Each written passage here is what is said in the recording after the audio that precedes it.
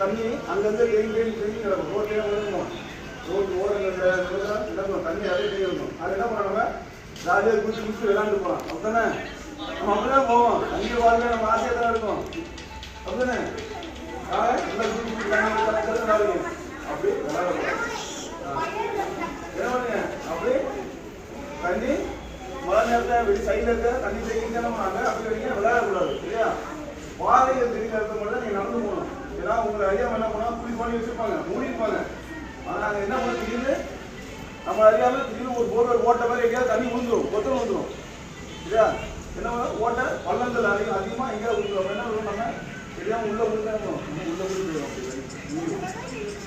நம்ம போகிறது ஏன்னா பைப்புகள் உள்ள நிறைய வந்து ஆழமாக கிடைக்காது. 4-5 அடிக்கும் நம்ம உங்கள் வயசுல பண்ணிட்டு இருப்பாங்க. அந்த இடத்துல நீர் லீக்கேஜ் ஆகினாங்க, மண் தண்ணி அதிகமாக ஆகுறதுனால மணலில் கலக்கமாயிருக்கும். அப்போ உங்கள் அறியாமல் நீங்கள் குடிச்சிங்கன்னா தண்ணியில் போய் விளையாடி என்ன பண்ணுவோம், உள்ள இழுத்து வைப்பாங்க. நீர்நிலைகள்லாம் மழை நேரத்தில் வெளியே விளையாடக்கூடாது சரியா.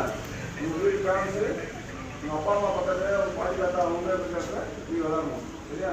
அப்போ இதெல்லாம் இந்த வயல் கம்பியெல்லாம் பார்த்தீங்களா, இந்த மழை நேரத்தில் என்ன பண்ணுவோம், மரங்கள்லாம் உடனே என்ன பண்ணுவோம், வயல் எல்லாம் கட் பண்ணி நேரம்